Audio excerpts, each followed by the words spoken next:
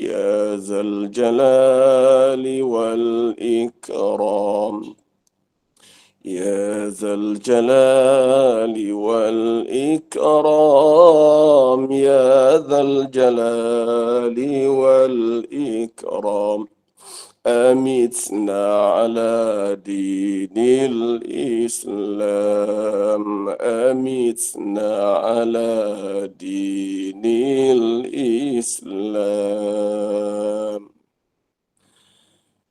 يا ذا الجلال والإكرام يا الله Tuhan yang memiliki segala kebesaran dan kemuliaan. Amitna ala dinil Islam. Matikan kami dalam agama Islam. Al-Fatihah. A'udzu billahi minasy syaithanir rajim. Bismillahirrahmanirrahim. Alhamdulillahi rabbil alamin. Ar-Rahmanir Rahim. مالك يوم الدين إياك نعبد وإياك نستعين اهدنا الصراط المستقيم صراط الذين أنعمت عليهم غير المغضوب عليهم ولا الضالين آمين أعوذ بالله من الشيطان الرجيم بسم الله الرحمن الرحيم قل لن يصيبنا إلا ما كتب الله لنا هو مولانا وعلى الله فليتوكل المؤمنون صدق الله العظيم الحمد لله wassalatu wassalamu ala rasulillah. Yang pertama syukur pada Allah Subhanahu wa taala. Kita lafazkan setinggi-tinggi tahmid alhamdulillah atas nikmat pertemuan yang dengan izin Allah kita bertemu pagi ini, pagi Syaban. Dan di saat kita berada di ambang Ramadan, ya, dalam 3 minggu saja lagi insya-Allah kita bertemu dengan Ramadan. Semoga doa kita di awal Rajab Allah makbulkan. Allahumma barik lana fi Rajab wa Sya'ban wa ballighna Ramadan. Ya Allah, berkatilah kami di bulan Rajab dan Sya'ban. Sampaikan kami ke bulan Ramadan.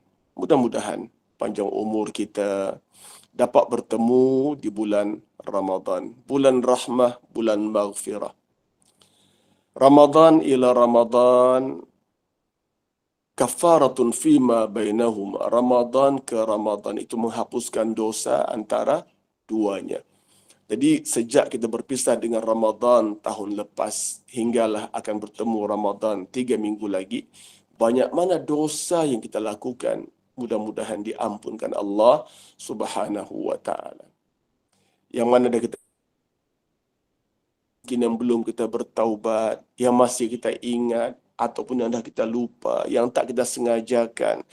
Apa-apa bentuk pelanggaran hukum, maksiat kepada Allah itu semoga diampunkan Allah dengan ketibaan ya Ramadan yang penuh rahmat ini. Saudara sekalian, sebelum kita bertemu Ramadan, maka kita bertemu dengan nisfu Sya'ban. Ya, saya ucap terima kasih banyak kepada Ponda admin Noriana, ya, lupa nama lama tak jumpa ya. Kak Noria ya. Apa Azrina, nama? Azrina, Ustaz. Ha? Azrina kita punya Azrin. Moderator pagi ni Ustaz. moderator, Azrina moderator kita pagi ni, dan yang kontak saya Kak Rosniati. Rosniati, Allahu Akbar. Ingat Lupa dah, Ustaz. Maklum dah tua kan ya. Muda lagi. Terima kasih banyak ya Kak Rosniati. Terima kasih banyak juga kepada Puan Azrina dan seluruh jawatan kuasa GNI, Gemba Nur iman. Dan terima kasih banyak pada semua peserta kuliah duha, jamaah kuliah duha pagi ini. Alhamdulillah, saya mengenali GNI ini saya ingat sejak PKP ya. Sejak PKP dan Betul. sejak itulah saya berkenalan dengan GNI dan sering juga ya Kak Rosniati menghubungi saya, tapi maklumlah ya kesibukan selepas PKP ini agak sibuk luar biasa ya.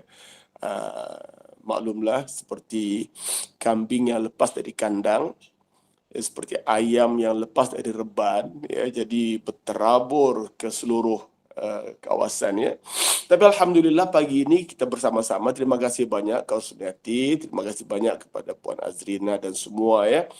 Dan tadi sempat bincang dengan Kak Rosniati, katanya kalau boleh kita bincang sedikit tentang Nisfu Sya'ban. Ya, bertepatan sekali kerana minggu depan, minggu ini ya, ini hari apa ni? Ini hari Isnin ya. Hari Selasa.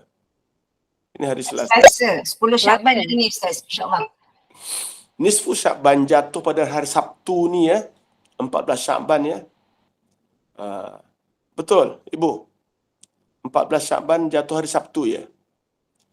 Saya kalau tengok Betul Ustaz, betul. Hari ni 10, hari Sabtu 14, betul. Maghrib Betul, ya. tu 15 insyaAllah. Baik.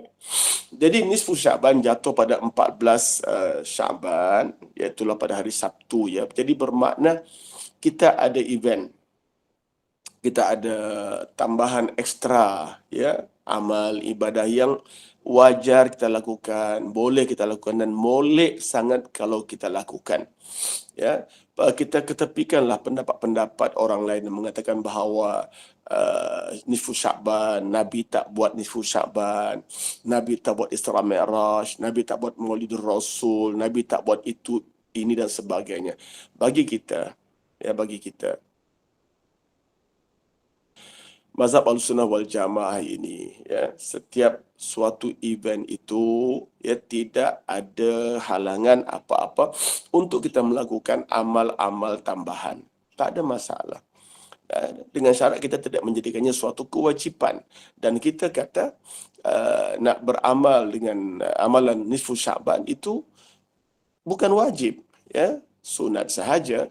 Dan sunat atas alasan bahawa semua yang akan kita lakukan dalam amalan Nisfu Sya'ban itu adalah amalan sunat. Zikir-zikir, bacaan Yasin, doa-doa, dan itu semua adalah amalan sunat. Jadi kalau dia kata kenapa tidak berdoa pada hari lain? Ya, hari lain berdoa juga. Ya, macamlah kalau kita baca Yasin malam Jumaat. Oh, dia kata Nabi tak buat Yasin malam Jumaat. Siapa kata?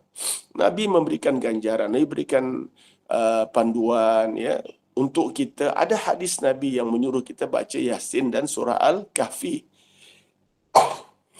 Ya, Yasin dan surah Al-Kahfi pada hari Jumaat. Dan malam Jumaat bermula maghrib hinggalah esok Jumaat maghrib, itu adalah hari Jumaat. Bacalah ya. Jadi kita ketepikan pendapat-pendapat lain, kita fokus kepada amal kita. Baik. Pada basicnya ya, ulama membincangkan isu Nisfu Sya'ban ini. Ada satu saat, katanya ada satu saat di mana Allah Subhanahu wa taala ya memperkenalkan doa hambanya dan merubah ya ketentuan takdir yang kita kenal sejak azali ya. Dan ini juga menjadi perbincangan para ulama. Apakah Allah boleh merubah takdir yang telah ditentukan kepada seseorang? Ya, ada 4 perkara ya. Apabila kita berada dalam rahim ibu, ada 4 perkara yang telah dicatat menurut hadis Nabi SAW. Yang pertama, ajal kita, amal kita, ya, nasib kita, ya, dan juga ya, rezeki kita, ya.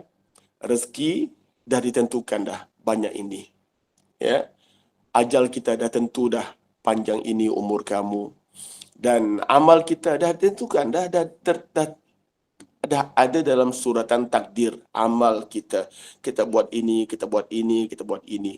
Dan juga nasib kita di dunia dan di akhirat, asyaqiyun am sa'id, apakah bahagia atau derita ya di dunia dan di akhirat ini. Jadi saudara sekalian, ulama berbincang, kalau sudah ditentukan boleh atau tidak Allah merubah takdirnya. Jadi kalau saya tanya secara spontan kepada kakak-kakak, ibu-ibu, ya, tentu jawabannya boleh. Kenapa? Kerana Allah Maha Kuasa. Allah Maha Kuasa.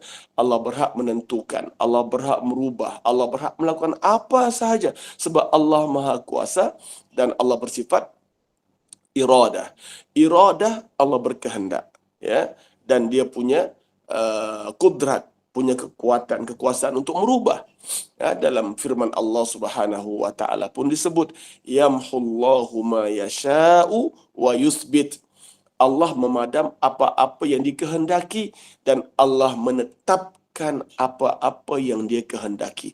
Ya jelas ya, kalau ada yang tak jelas terus tulis soalan, jadi saya terus respon ya, sebab ini masalah akidah juga ya. Ini masalah akidah. Boleh atau tidak Allah merubah takdir? Jawapannya tentu boleh. Kerana Allah Maha Kuasa. Allah Maha Kuasa. Allah bersifat iradah. Apa iradah? Berkehendak. Dan Allah bersifat kudrat. Kudrat, iradat adalah sifat wajib bagi Allah. Jadi bermakna, oleh kerana Allah punya kuasa dan Allah punya kehendak, Allah boleh buat apa sahaja. Baik, ada orang mengatakan, takkanlah Allah itu ya dah tulis padam balik tulisannya. Dah buat suratan takdir, maka Allah padam balik. Bolehkah?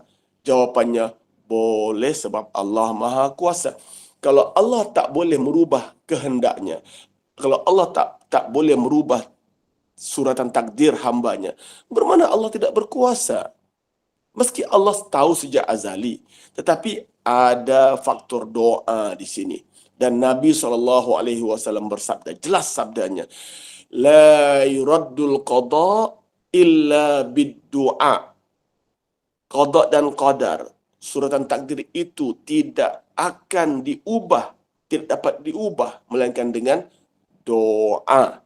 Maka doa boleh merubah takdir. Sebab itulah kita berdoa. Kalau takdir tak boleh diubah, tak payah solat, tak payah berdoa. Kenapa? Ya macam itulah, takdir dah tulis dah. Faham tak? Ya. Jadi saya baru-baru ini terlihat ada satu ustaz dari mana, wallahu alam, dia kata ini semua karut. Dia kata kalau kita beranggapan bahawa Allah sudah tulis takdir, kemudian Allah ubah takdir, bermakna Allah ini leceh lah, dia kata. Tidak. Inilah the purpose of doa. Inilah tujuan doa. Hari-hari kita berdoa. Kenapa? Dengan harapan, ya Allah, ubahlah takdir kami.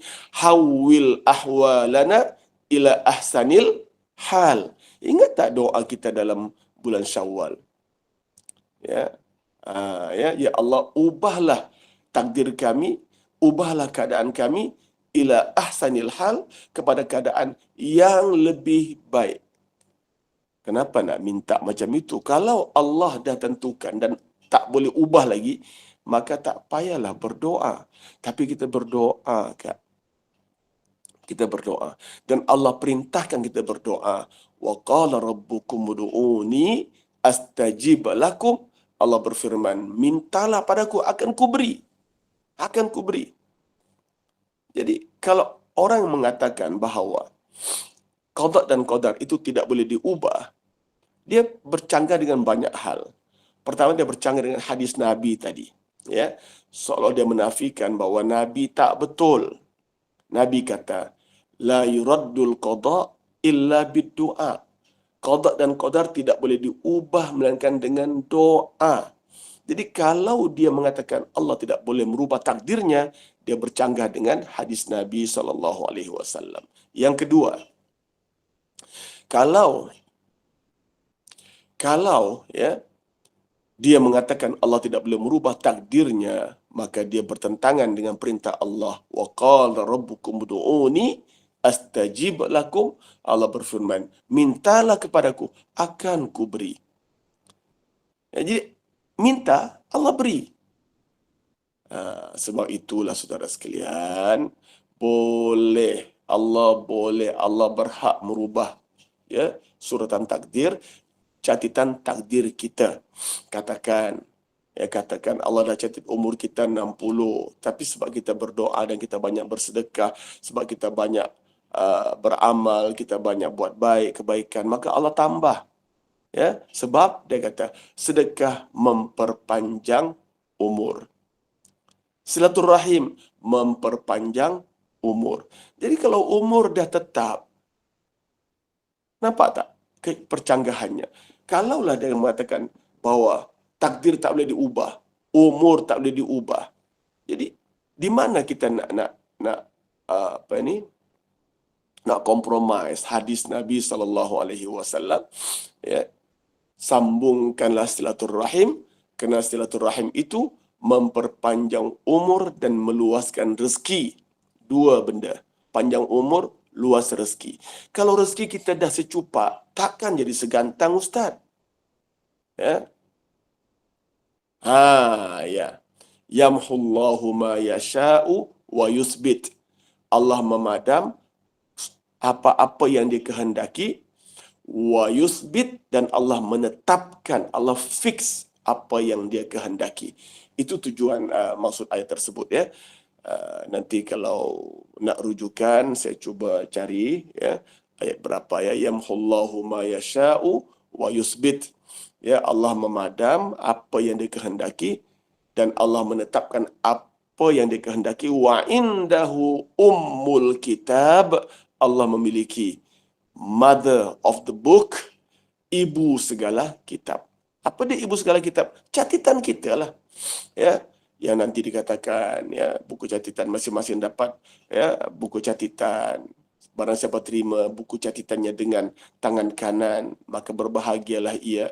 Barang siapa terima buku catatan dengan tangan kiri, maka celakalah ia. Jadi saudara sekalian, ini ada kait rapat dengan suratan takdir dan ada kait rapat dengan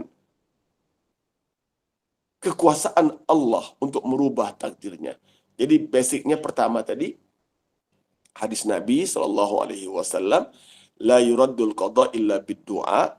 Ya, tidak boleh diubah qada dan qadar melainkan dengan doa. Yang kedua, yamhullahu ma yasha'u wa yusbit, firman Allah Subhanahu wa taala, Allah memadam apa yang dia kehendaki dan Allah menetapkan apa yang dia kehendaki. Dan yang ketiga ialah konsep berdoa, konsep bersedekah, konsep buat amal baik.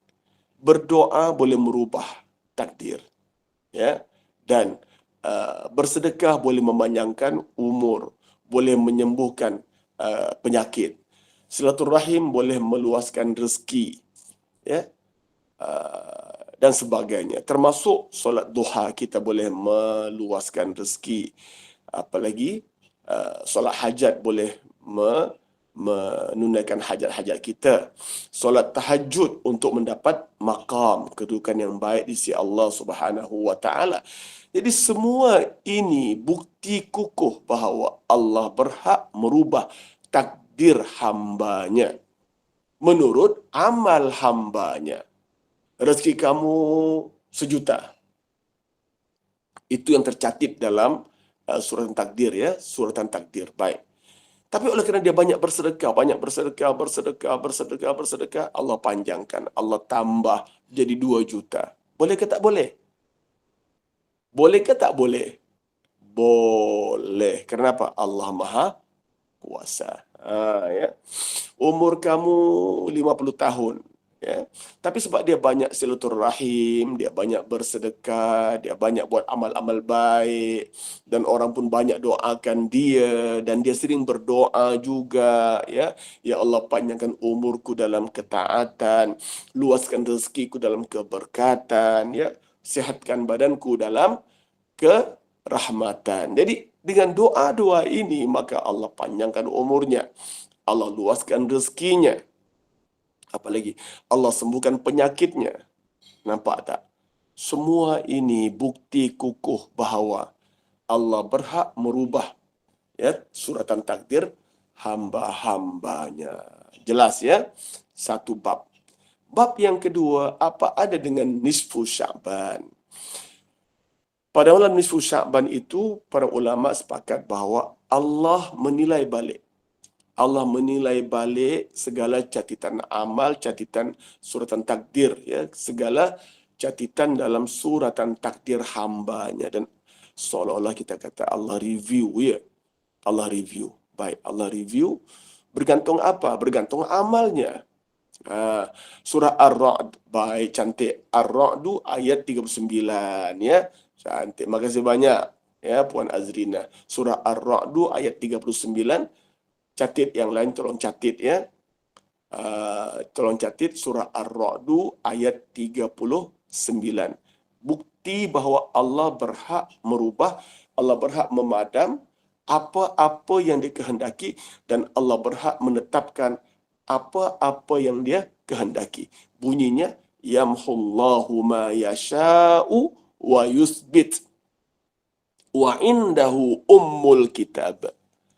Allah berhak memadam, Allah berhak menetapkan sesuatu dan Allah memiliki ummul kitab, ibu segala kitab, segala catatan. Terima kasih banyak Puan Azrina. Baik. Jadi saudara sekalian, ada apa malam nisfu Sya'ban? Allah review balik. Allah semak balik. Ya. Suratan takdir hambanya dan Allah nilai balik amalnya. Oh, banyak sedekahnya, aku panjangkan umurnya. Oh, banyak dia bantu orang, maka dia pun dipermudahkan urusannya.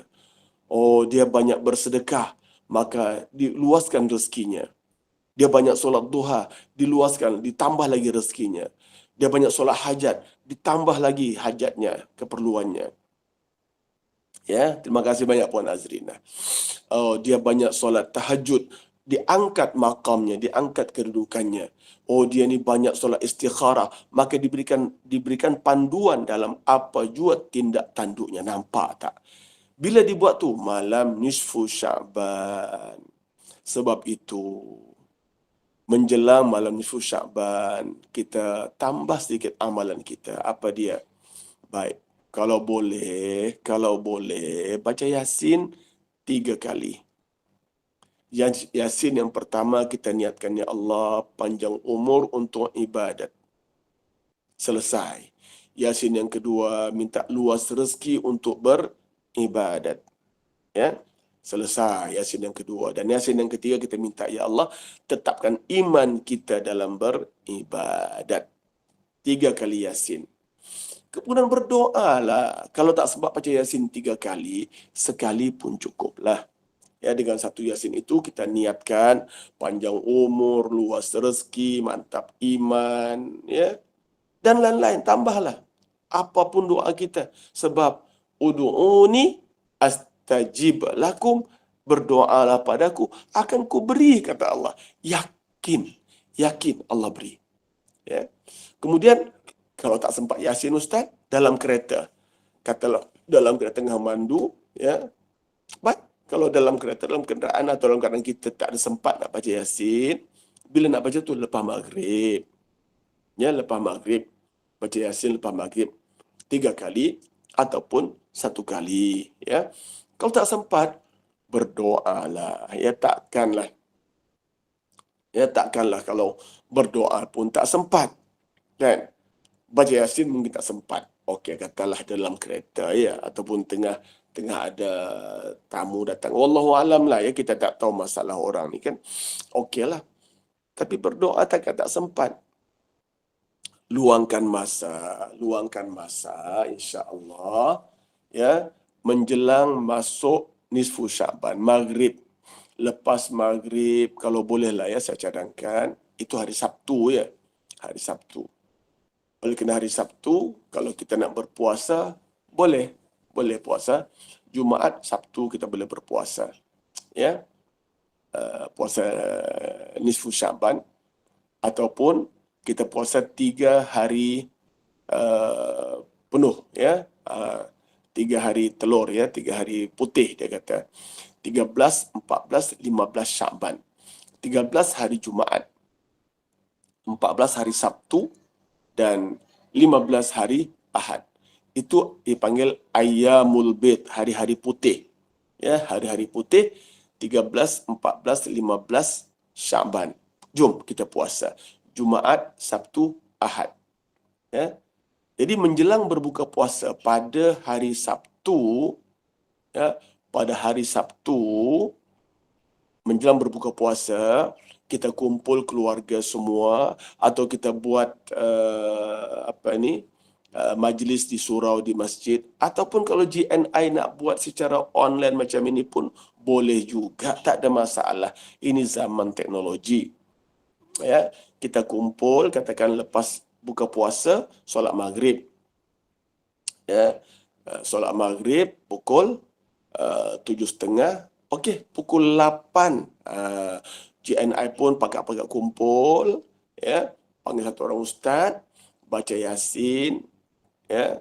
Kalau nak 3 kali tu panjang juga tu, 8 sampai 8.30 tu nak siapkan tu, ya. Ataupun baca Yasin sekali sajalah. Sekali Yasin, niatkan ketiga-tiganya sekali, insya-Allah. Panjang umur, luas rezeki dan mantap iman, ya.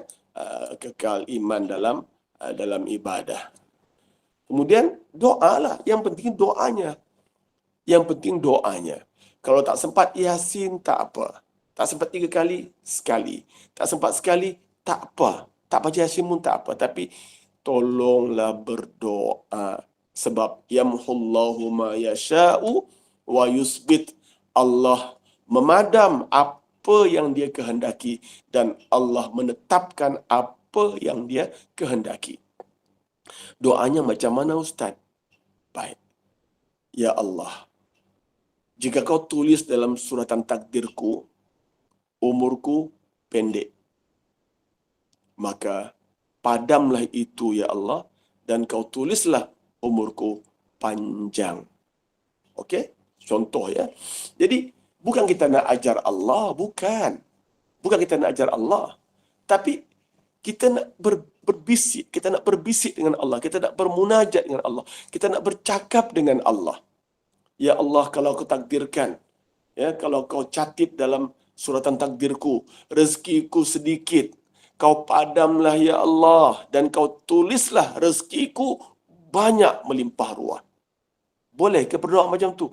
Boleh sangat, tak ada masalah. Ya, bukan nak ajar Allah, tapi kita bermunajat, kita berbisik, kita bercakap, ya, kita bersembang dengan Allah. Ya Allah, kalau kau catat aku ni banyak penyakit, ya, kalau kau tulis dalam suratan takdirku, aku ni banyak penyakit, kau padamlah ya Allah. Catatlah aku ni sehat walafiat. Nampak? Ya? Apa lagi? Ya Allah, kalau kau catat dalam suratan takdirku, aku ni banyak amal toleh, ya, banyak amal jahat. Kau padamlah ya Allah, dan kau catatlah aku ni banyak amal soleh. Apa lagi? Ya Allah, kalau kau catat dalam suratan takdirku, ya, aku ni malas beribadah, malas solat, malas baca Quran, malas pergi dengar kuliah, malas buat baik. Kau padamlah ya Allah, dan kau catatlah ya Allah, aku ni rajin beribadah, rajin solat, rajin puasa, rajin baca Quran, rajin bersedekah, dan ila akhir. Itu contoh-contoh kita berdoa di malam nisfu Syaban. Ya Allah, kalau kau catatlah ya Allah, hidupku ni susah. Kalau kau tulis dalam suratan takdir bahwa hidupku ini susah ya Allah, derita ya Allah, tidak bahagia ya Allah, kau padamlah ya Allah. Kau padamlah itu dari suratan takdirku, dan kau tulislah ya Allah, aku ni bahagia, gembira, ya. Begitu, ya. Bolehkah Ustaz kita doa untuk orang lain? Boleh. Contoh, ya. Ya Allah, jika kau tulis dalam surat takdirku, suamiku ini panas baran, suamiku ini suka marah-marah, suamiku ini kedekut, suamiku ni begini. Kau padamlah itu ya Allah dari suratan takdirku.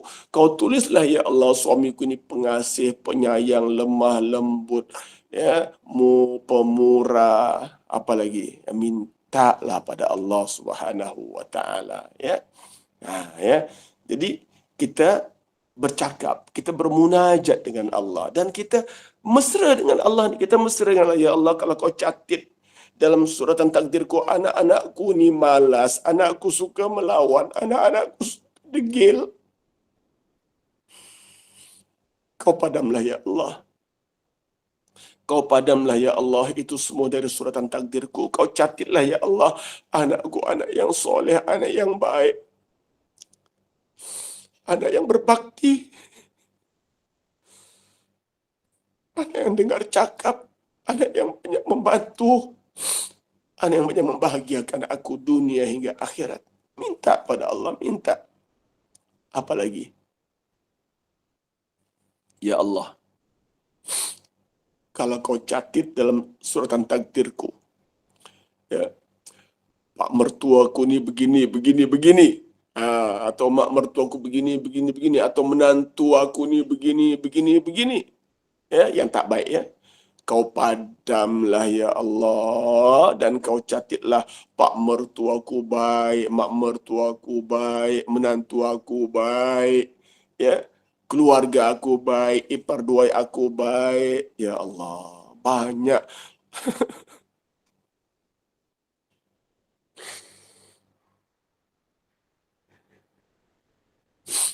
banyak doa kita, Kak.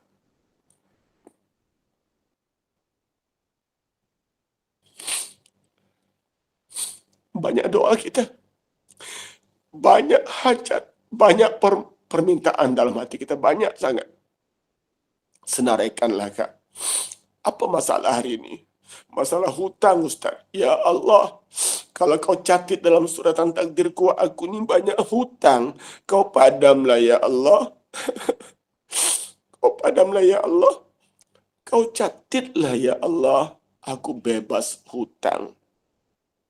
Okey. Apa lagi?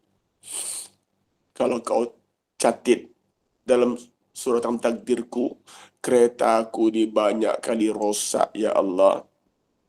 Pagi rosak, petang rosak, malam rosak, repair itu, repair ini, macam-macam repair. Ya Allah, kau padamlah itu ya Allah dari suratan takdirku. Kau catitlah keretaku ini baik, keretaku ini tak rosak dan sebagainya. Ini contoh-contoh, saudara. Ya, contoh-contoh cara berdoa dengan Allah, cara bermunajat. Baru ada feel dia, baru ada feeling dia. Sebab itu kita berdoa ni, ya, biasakan doa dengan apa yang kita faham.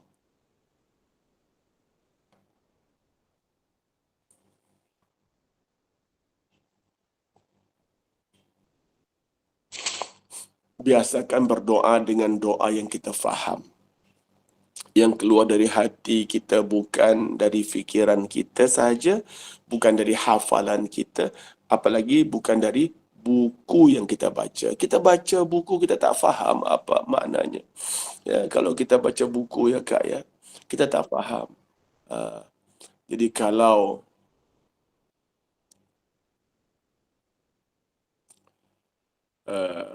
sebentar, saya takut.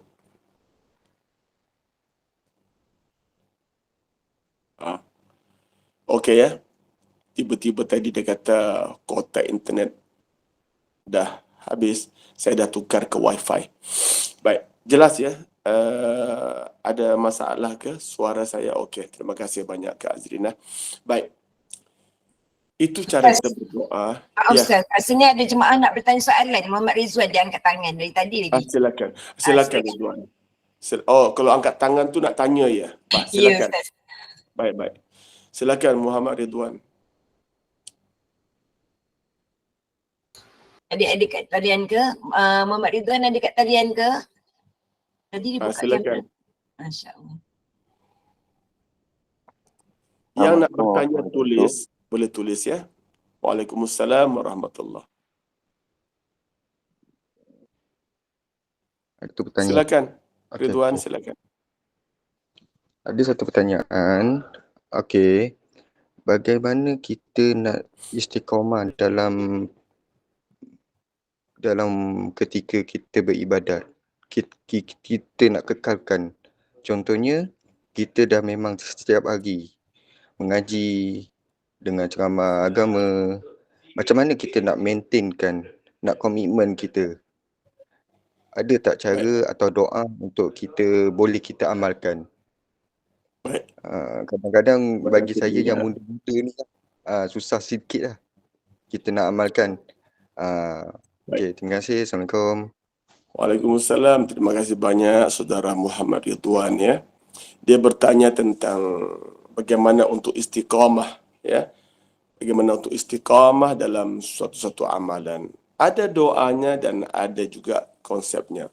Doanya biasalah, ya Allah, ya, jadikanlah aku orang yang istiqamah dalam setiap amalan. Itu saja.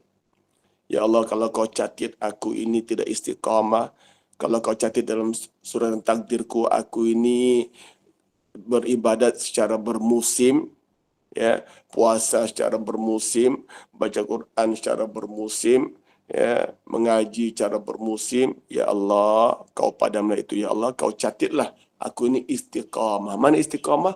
Kita buat sesuatu secara berterusan walaupun sedikit, ya. Jadi duha itu kita buat hari-hari walaupun hanya 2 rakaat. Ya, tidaklah bulan ni duha, bulan depan apa tu tak duha, bulan depan lagi ya gitu. Tidak istiqamah namanya. Secara continuous ya, secara berterusan. Kemudian secara konsepnya. Okey, Anis bertanya, baca Yasin tu bolehkah sepanjang malam? Boleh, tak ada masalah. Berdoa sepanjang malam boleh, namanya malam nisfu Syaban. Selagi belum naik subuh, berdoalah, ya. Kita ambil maghrib sebab masuk saja malam nisfu Syaban, terus kita beramal. Takut tak sempat, kan? Kalau nak buat lepas Isya boleh, nak buat tengah malam boleh, nak buat waktu qiyamul lail pukul 4 pagi boleh, tak ada masalah sebelum terbit fajar. Jadi kalau sudah terbit fajar itu tidak namanya malam nisfu Syaban. Itu sudah hari nisfu Syaban ya. Baik. Jadi balik kepada istiqamah tadi ya. Daripada istiqamah tadi untuk apa kita beramal? Itu kena faham. Kita beramal kerana Allah. Baik. Sinilah perlunya niat. Di sinilah perlunya niat, keikhlasan kepada Allah. Kalau kita tidak ikhlas, kita beramal kerana pujian manusia, itu ada masalah. Apa masalahnya? Kalau orang puji, kita buat. Kalau orang tak puji, kita berhenti. Nampak tak? Kalau dulu kita pernah dengar peribahasa, bajak wangkang. Ya, saya tak tahu pernah dengar ke tidak bajak wangkang ini, tapi masa saya kecil ada. Ya, peribahasa bajak wangkang ni orang yang suka dipuji dan makan puji. Ya, makan puji. Jadi kalau dipuji, dia buat kerja. Tak dipuji, dia tak buat kerja. Itu tak istiqamah namanya. Kenapa? Sebab dia buat sesuatu kerana pujian. Ya. Terima kasih banyak Irma. Ya. Jadi oleh kerana dia buat sesuatu kerana pujian, maka kalau orang puji, dia buat. Kalau orang tak puji, dia tak buat. Yang kedua, jangan kita buat satu kerana upah. Ada upah, dia buat. Tak ada upah, dia tak buat. Sebab tu namanya tak istiqamah. Ya. Terima kasih banyak. Ya. Adik Irma. Ya.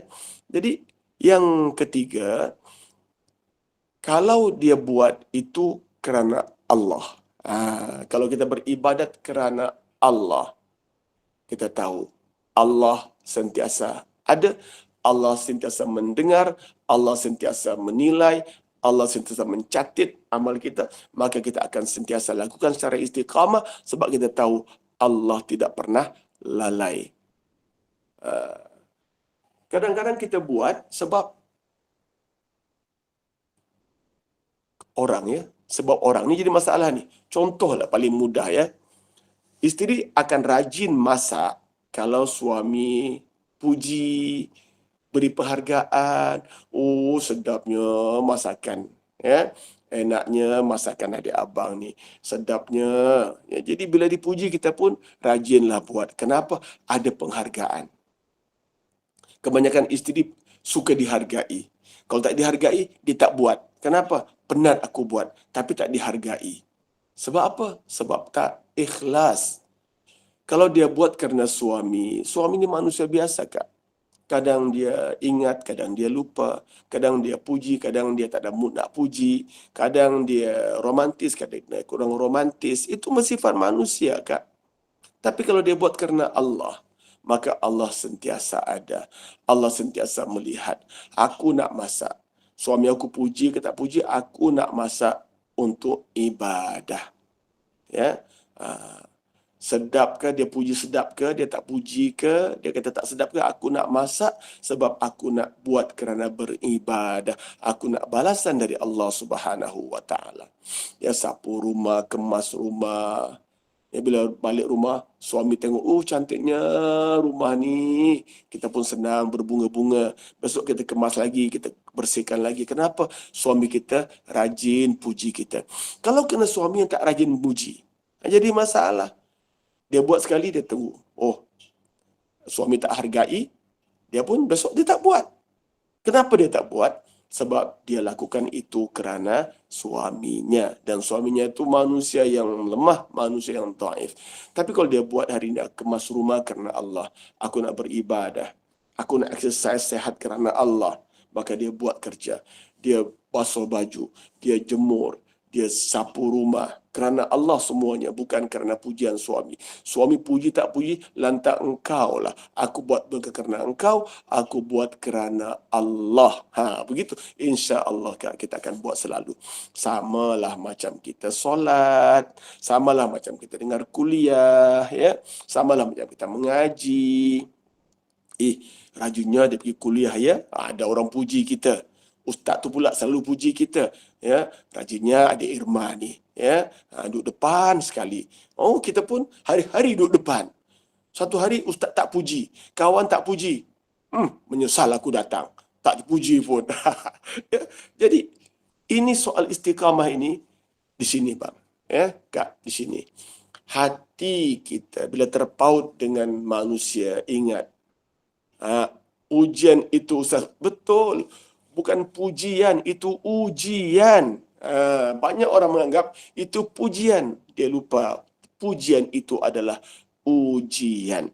Baik, jadi kalau kita buat sesuatu kerana Allah, kita ikhlas kerana Allah, ya, kita akan istiqamah ya Ridwan ya. Kenapa? Sebab aku buat kerana Allah. Pagi aku solat duha kerana Allah. Malam aku solat hajat kerana Allah.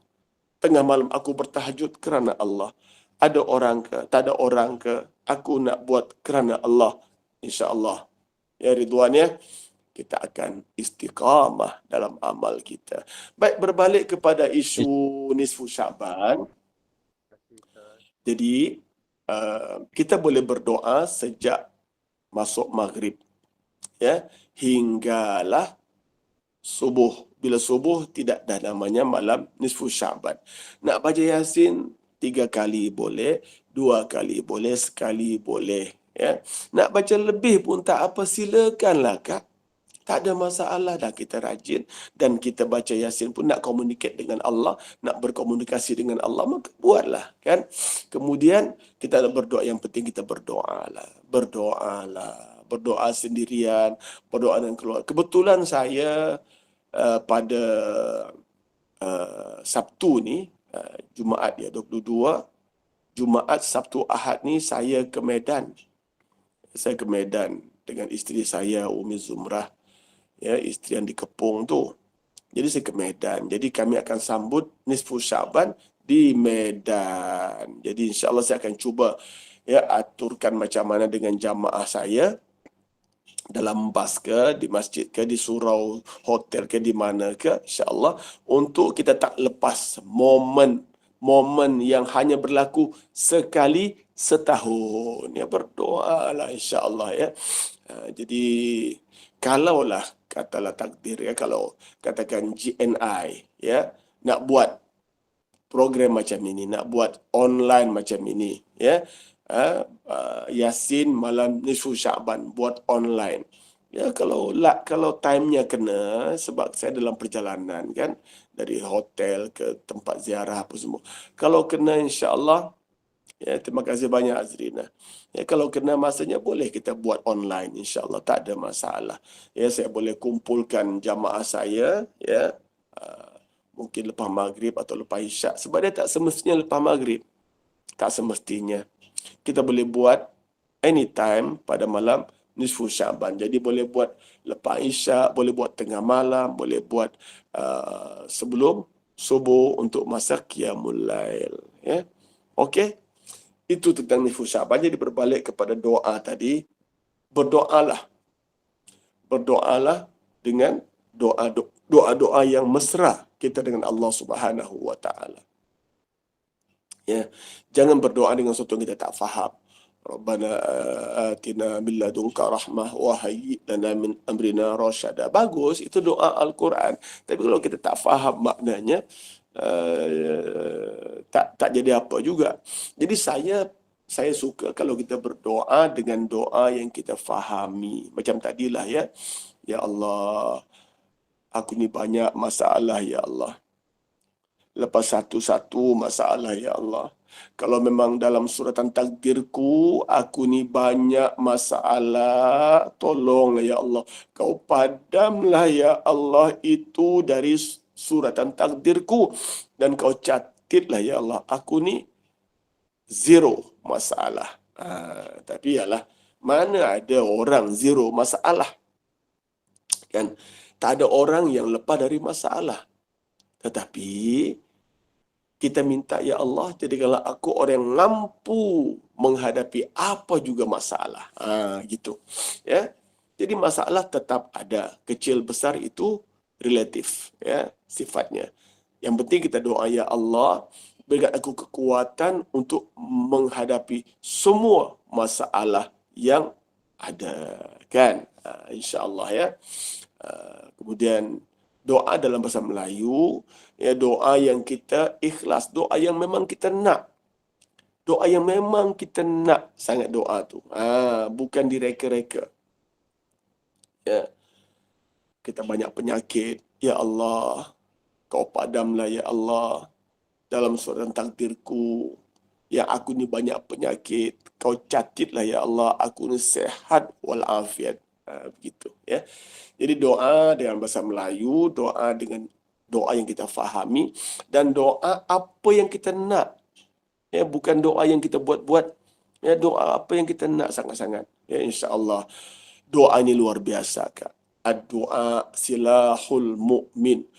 Doa itu senjata orang beriman. Jangan anggap kecil, jangan anggap remeh masalah doa.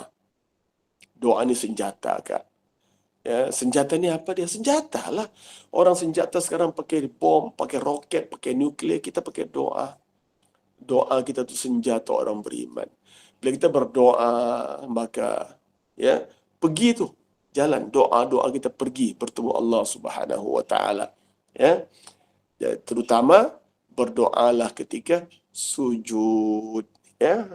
Waktu yang paling hampir antara kita dengan Allah adalah ketika sujud. Maka Nabi berpesan, perbanyakkan doa ketika sujud. Perbanyakkan doa ketika sujud. Ya, aqrabu ma yakunul abdu ila rabbih wa huwa sajidun fa'aktsirud du'a. Waktu yang paling hampir, kata Nabi, antara hamba dengan Tuhannya ialah ketika sujud. Maka perbanyakkan doa ketika sujud. Itu pesan Nabi. Maka dalam sujud kita minta, ya Allah. Kalau kita sujud dalam solat, kalau sujud dalam solat, doa bahasa Arab, Kak, ya. Sebab nanti kalau cakap Melayu, batal pula solatnya. Ya. Jadi dalam sujud dalam solat, kita baca doa-doa yang kita hafal, doa dari Al-Quran. Rabbana hab lana min azwajina wa dhurriyyatina qurrata a'yun waj'alna lil muttaqina imama. Dalam hati kita berdoa, ya Allah, kurniakan aku pasangan hidup, suami, isteri soleh dan soleha, dan kurniakan aku, ya Allah, zuriat, anak cucu zuriat yang menjadi penawar hatiku, ya, dan jadikanlah kami imam orang bertakwa. Ya. Kalau solat duduk di kursi, maksudnya boleh, Kak, asalkan ketika sujud. Baik. Yang duduk di kursi ya. Kenapa duduk kursi? Oh, sebab tak boleh berdiri. Boleh tak solat duduk? Boleh. Kalau duduk, mungkin dia boleh sujud. Kan? Banyak kali saya bertanya, kenapa duduk atas kursi? Dia kata, tak boleh nak berdiri, Ustaz. Saya kata, kenapa tak duduk? Sembahyanglah duduk. Atau masa takbir Allahu Akbar tu berdiri, kemudian duduk. Duduk bersila pun tak apa. Duduk bersila, duduk bersimpuh. Ya. Kenapa? Mungkin sambil duduk, dia boleh sujud. Kalau duduk di kursi, memang tak boleh sujud sebab tinggi. Kan? Kalau bolehlah saya pesan kepada yang ada masalah ni, ya, daripada kita tak payah lipat kaki, Kak, selunjur. Tak payah lipat kaki, selunjur sahaja. Ya, ataupun kita duduk bersila, Kak. Yang penting sujud. Apa dia sujud? Dahi letak di lantai. Kenapa? Itulah ya, lunjur pun boleh ya. Dahi letak di lantai. Itulah amalan yang paling dibenci oleh iblis. Iblis paling tak suka orang sujud. Sebab gara-gara tak sujudlah maka dia dihalau dari syurga. Ya. Siapa I tu yang angkat tangan? Embun ya. Silakan I, Embun. Apa soalannya? Aisyah. Silakan Aisyah. Ada soalan ke angkat tangan? Ya. Jadi kalau boleh, Kak, duduk. Duduk yang membolehkan kita untuk sujud. Kalau boleh kan, jangan tinggallah rukun sujud. Sebab rukun sujud inilah yang paling dibenci oleh iblis. Ya, silakan Kak Aisyah. Assalamualaikum Ustaz. Waalaikumsalam. Ustaz, ada kita tak boleh, dia tak boleh duduk semayang. Tapi Ustaz, dia tak duduk atas kursi, dia berdiri je semayang Ustaz. Boleh ke? Kalau Sampai duduk kenapa? kaki lutut dia sakit. Dia kata ada ustaz cakap tak boleh duduk atas kursi, berdiri lebih elok. Jadi dia semayang berdiri sampai habis, sampai tayat akhir apa semua berdiri. Boleh ke macam tu? Saya Terima lebih kasih, prefer Ustaz. dia duduk. Saya lebih prefer dia duduk. Duduk yang membolehkan dia sujud. Sama ada dia lunjur ke, atau sila ke, atau apa sajalah. Ya. Kerana rukun sujud itu yang paling mahal dalam solat. Berdiri, rukun. Rukuk, rukun. Sujud, rukun. Tapi antara rukun-rukun solat yang paling istimewa adalah sujud. Pertama, kerana rukun sujud itulah yang paling dibenci oleh iblis. Gara-gara enggan sujud pada Adam, maka dia dikutuk Allah dan diusir dari syurga. Satu. Kedua, waktu yang paling hampir antara kita dengan Allah adalah ketika sujud, maka perbanyakkan doa ketika sujud. Saya minta sangat, selagi boleh sujud, jangan tinggal rukun sujud. Tinggal rukun berdiri tak apa. Tinggal rukun rukuk tak apa. Jangan tinggal rukun sujud. Banyak orang take for granted. Sakit aja duduk atas kursi. Padahal dia boleh sujud. Caranya duduk bersila. Ya. Saya kalau duduk bersila, saya boleh sujud. Ataupun saya selunjuk. Ya, selunjuk kaki sebelah, kaki kanan selunjuk, kaki kiri lipat, ataupun dua-dua selunjuk, saya nak sujud juga. Oh, tak boleh Ustaz, perut besar. Perut besar. Jadi kita letak satu, kita pakai rihal, ya, pakai rihal, tempat Quran tu, letak depan kita, sujud atas rihal pun boleh. Masa awal dia tu kita berdiri, kemudian kita duduk, boleh terus duduk, boleh, embun. Ya. Masa takbir kita berdiri Allahu Akbar, lepas tu duduk sampai sudah duduk dan sujud. Ya. Okey. Jadi utamakan rukun sujud. Selagi boleh sujud, jangan tinggal rukun sujud. Jadi dalam nisfu Sya'ban ini doa, ya. doalah ketika waktu yang paling hampir. Apa dia? Waktu kita dalam keadaan sujud. Jadi kalau kita solat maghrib, solat isyak pada malam nisfu Sya'ban, atau solat hajat atau solat tahajud, pada sujud pada sujud itu kita minta. Ya, oleh kerana sujud dalam solat, maka guna bahasa Arab, maka berdoalah dengan doa-doa Al-Quran. Kalau lepas solat, Assalamualaikum warahmatullahi, Assalamualaikum warahmatullahi, sujud balik. Boleh juga. Jadi sujud lepas salam, semata-mata untuk berdoa, itu amat-amat baik. Lepas salam, terus sujud, dan waktu itu kita di luar solat, maka boleh berdoa dalam bahasa Melayu, bahasa Jawa, bahasa Banjar. Doalah ya Allah. Nah, waktu itulah kita berdoa, ya Allah, kalau kau catat dalam suratan takdirku, ya suamiku ini malas kerja, suamiku ini kaki pukul, kaki maksiat, kau padamlah. Padam apakah? Nak padam suami boleh, nak padam amal, nak padam surat takdir pun boleh. Tak apalah padam suami.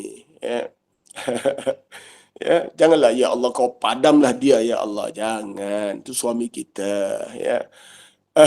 Padamlah sifatnya yang tak baik itu ya Allah. Kau padamlah catatan dalam suratan takdirku ya Allah. Padamlah ya Allah, kau catitlah dia ni pengasih, penyayang, lemah lembut, ya, pemurah. Okey. Doa macam tu Kak, ya. Masa bila? Dalam sujud tadi yang di luar solat. Jadi lepas salam, sujud semula dan doa lah, ya. Okey. Tapi sujud dalam solat itu tidak boleh cakap Melayu, nanti batal. Nanti batal solat kita, ya. Tiba-tiba dalam sujud terakhir dia doa, ya Allah, kalau suamiku begini, kalau anakku begini, kalau biniku begini, kalau kau cakap Melayu, ya. Ya, dalam solat dia cakap Melayu, jadi terbatal lah solatnya, ya. Okey. Baik. Ada soalan lagi? Ya, seperti saya katakan bahawa Sabtu ini, Jumaat, Sabtu, Ahad. Khamis, ya. Waalaikumsalam warahmatullahi wabarakatuh. Ya, Kak Maimunah. Ya, saya mau bercakap sikit tentang solat duduk ya. Tadi Ustaz ada menyarankan ya solat selunjur. Selunjur ni hanya kalau dilihat letak rehal tu masa bila ya. Sebab kalau kita selunjur, kita tak boleh sujud juga ke lantai tu. Kalau kita nak sujud, nak sujud, maknanya masa doa kita letak bantal, kita letak rehal, kita lihat taruh Al-Quran. Tetapi pengalaman saya, saya dulu tak boleh duduk. Sebenarnya saya tidak boleh sebab sakit lutut, saya banyak selunjur. Tapi sekarang alhamdulillah saya sudah boleh solat seperti biasa, seperti saya tidak sakit. Caranya saya selepas solat, saya selunjurkan, saya ambil rehal, taruh itu papan lah. Saya tak taruh Al-Quran. Al-Quran tu taruh sebelah je, saya bercakap-cakap dengan Allah. Dan saya minta supaya saya lutut saya pulih ya. Saya memang boleh sekarang pulih sesungguhnya. Itu alhamdulillah, itulah pengalaman saya. Terbaik, alhamdulillah. Ini caranya, ini rihal. Ini rihal. Letak depan. Letak depan. Allahu Akbar. Rukuk. Sami Allah liman hamidah. Sujud. Atas rihal. Nampak tak? Ataupun kalau nak tinggi lagi, letak bantal. Ya? Tinggi sikit. Yang penting sujudlah. Ya, macam mana supaya kita dapat melakukan ibadah dengan sujud. Sujud ini rukun yang paling istimewa. Jangan sama sekali kalau boleh kita tertinggal rukun sujud. Ya, terima kasih banyak Kak Maimunah ya. Kak Maimunah tu orang mana ya? Cakap macam orang Sabah ya. Gini Ustaz, ya nanti ya. Sebenarnya bila saya tidak boleh sujud, di situ saya baru sedar ya. Yang sujud ini adalah satu yang istimewa.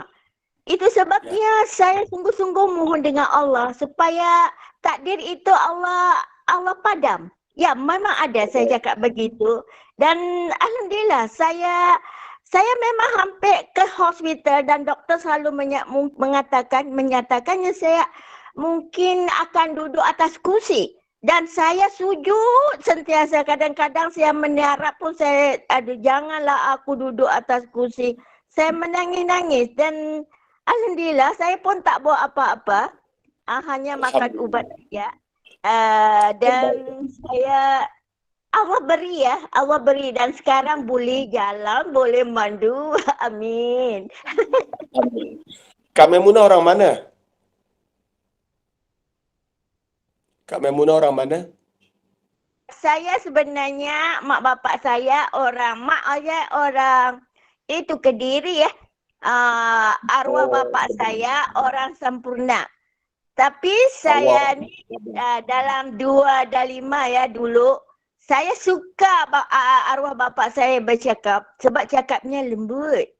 Dia tidak cakapnya dan saya minat dan saya sukalah sebab saya tidak boleh cakap Melayu. Saya kalau cakap Melayu tak jadi. Okey, tak apa Kak, tak apa. Alhamdulillah.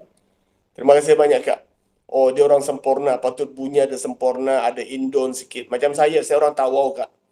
Saya orang Tawau, jadi bahasa saya macam ni lah. Jadi bahasa saya ni tidaklah bunyi Semenanjung. Tapi nak kecek Kelantan boleh, nak Ganu boleh, nak cakap Jawa boleh, nak cakap Johor boleh. Dan saya pekat. Kalau saya cakap Sabah, pekat. Mungkin akan ada orang tak faham. Saya boleh cakap Bugis, saya Bugis. Mak bapak saya Bugis. Ya. Dan saya ni international. Ya. Bahasa Arab boleh, bahasa Inggeris boleh. Jadi insya-Allah bahasa ni yang penting kita mudah faham insya-Allah. Terima kasih banyak Kak ya. Alhamdulillah. Alright. Terima kasih banyak. Ada soalan lain? Ustaz, masa dah lebih ni Ustaz. Sebelum saya serah pada adinda saya untuk tutup kuliah, boleh tanya soalan. Ustaz ada masa ke? Boleh, tak apa. Alhamdulillah. Okey Tapi Ustaz. takut korang ada kuliah lepas ni. Tak Ustaz, petang insya-Allah selepas asar. Okey. Ustaz, soalan saya, tadi yang Ustaz bagi semua Alhamdulillah banyak sangat pengisian untuk Nisfu Sya'ban. Pada wanita yang berhadas uzur, apa pengisian terbaik dan juga saya nak dapatkan sikit pengisian tentang daripada siang harinya Ustaz. Majoriti yang Ustaz kongsikan tadi semua di malam hari kan, berdoa, baca Yasin semua tu. Pengisian yang di siangnya nak mengiringi perjalanan malam tu Ustaz. Baik. Jadi amalan untuk wanita ya. Kalau misal kata kita uzur, zikirlah. Apalagi zikir dan doa. Doa boleh berdoa dalam keadaan uzur. Zikir boleh dalam keadaan uzur ya. Jadi untuk wanita yang uzur, zikir dan doa. Di waktu malam qiyamul lail, kalau saya lah ya, minimum saya akan buat tahajud 2 rakaat, taubat 2 rakaat, hajat 2 rakaat. Itu minimum. Ya. Jadi dalam solat tahajud saya minta ya Allah, angkatlah makamku, angkatlah kemuliaanku, angkatlah darjat kami ya seperti mana kau janjikan. Wa minal laili fatahajjad bihi nafilatan lak asa ayyab'atsaka rabbuka maqaman mahmuda. Itu solat tahajud, Allah angkat makam kita. Dalam solat taubat macam biasalah saya akan muhasabah dosa-dosa saya pada Allah, dosa pada ayah, ibu, dosa pada suami, dosa pada isteri, dosa pada anak-anak ya. Dan kadang-kadang kita jangan anggap kita ni mak bapak tak ada dosa pada anak. Kita banyak dosa sebab tanggungjawab ayah ibu pada mak bapak itu pada anak-anak itu duluan. Sebelum ada tanggungjawab anak-anak kepada ayah ibu, maka yang pertama wujud ialah tanggungjawab ayah ibu kepada anak-anak. Pendidikannya, mengasuhnya, lemah lembut kepadanya dan berbagai hal lagi. Minta ampun pada Allah. Kemudian solat hajat tu yang biasalah. Solat hajat saya akan minta, ya Allah, jika rezekiku begini, kau padamlah ya Allah, ya. Kau bagilah yang banyak. Jadi minta 3 solat cukup ya. Solat tahajud, solat taubat, solat hajat. Dan di mana-mana pun kalau saya diminta untuk pimpin Qiyamul Lail, saya akan utamakan 3 benda ni. Kalau banyak masa, kita boleh buat solat tasbih. Tapi solat tasbih ni perlu sejam. Ya. Sejam dia sahaja. Sejam solat tasbih sahaja. Kalau solat tahajud, solat taubat, solat hajat, itu insya-Allah dalam 1 jam boleh selesai 3 sekali dengan doa, ya, dengan munajat kita. Jadi itu amalan Qiyamul Lail. Bila masa Qiyamul Lail? Sebelum subuh, sejam sebelum subuh, bangunlah untuk berqiyamul lail.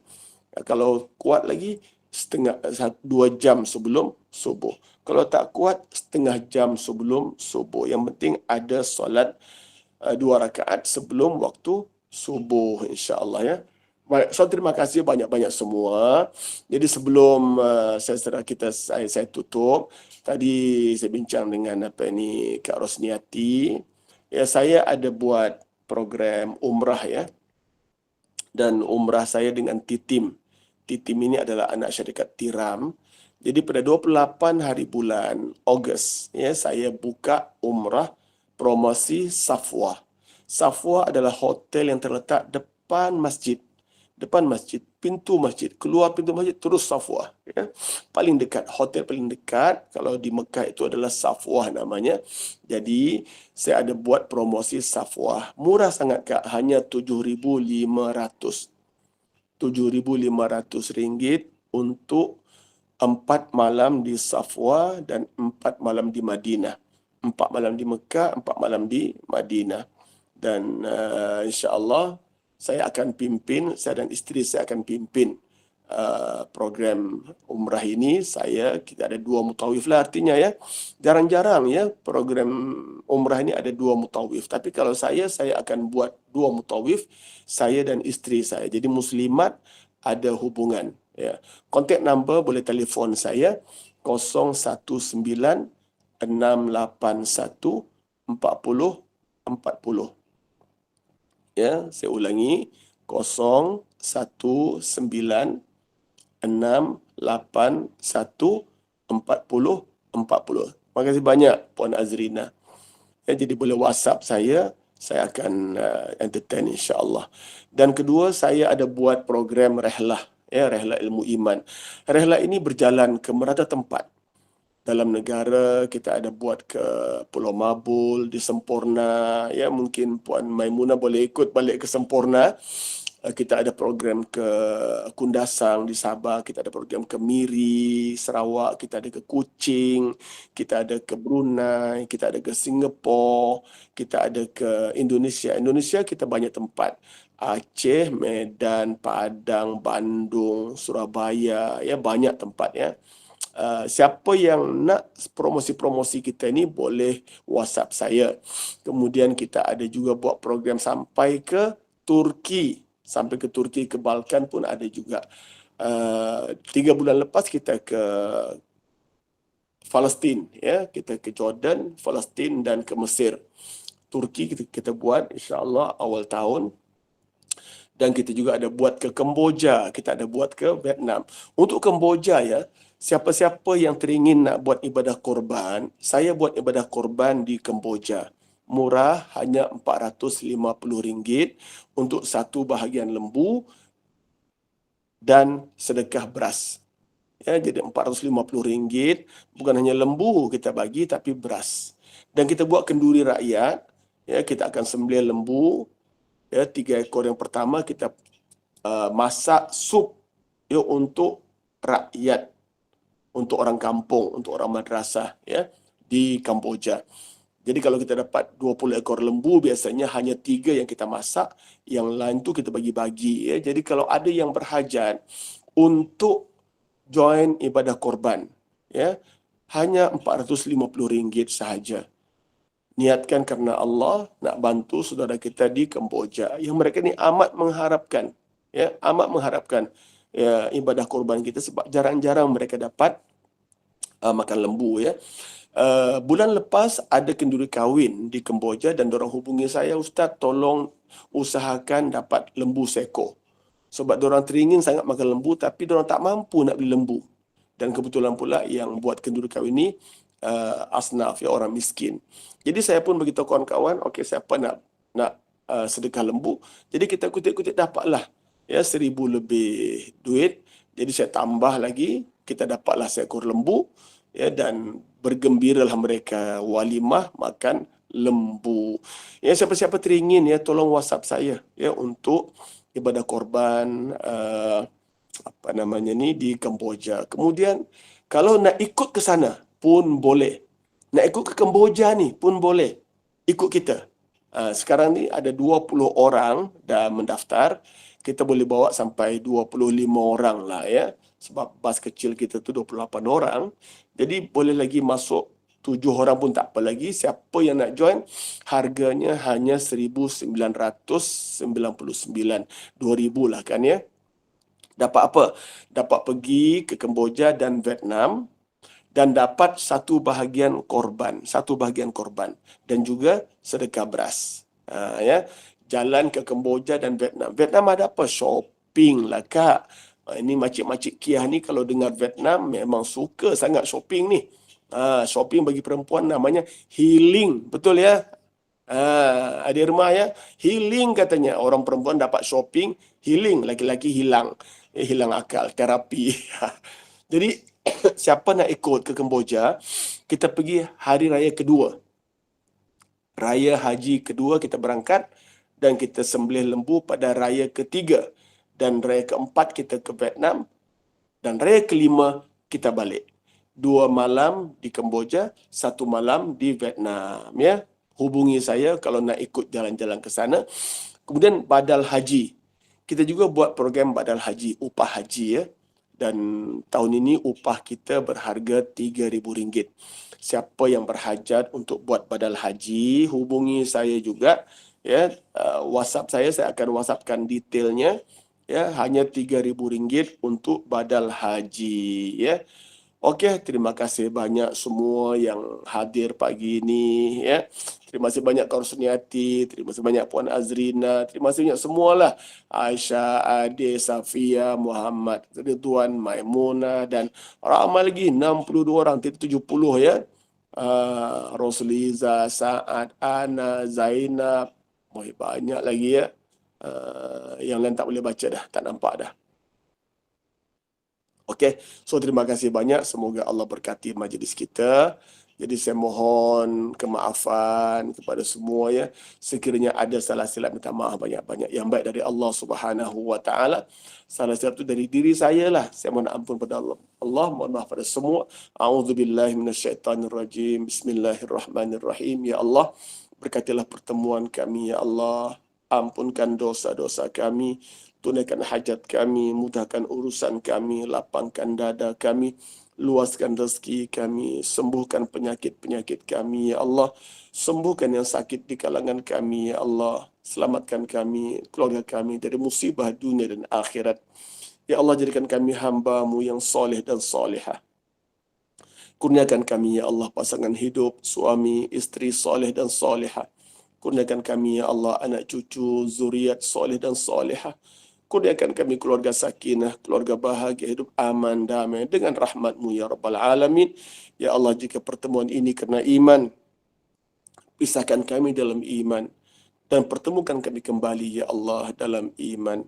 Andai Kau takdirkan kami tak bertemu lagi ya Allah, maka kami pohon pertemuan abadi dalam jannah, dalam syurga-Mu ya Rabbal Alamin. Wa sallallahu ala sayyidina Muhammad wa alihi wa sahbihi ajma'in. Walhamdulillahi Rabbil Alamin. Assalamualaikum warahmatullahi wabarakatuh.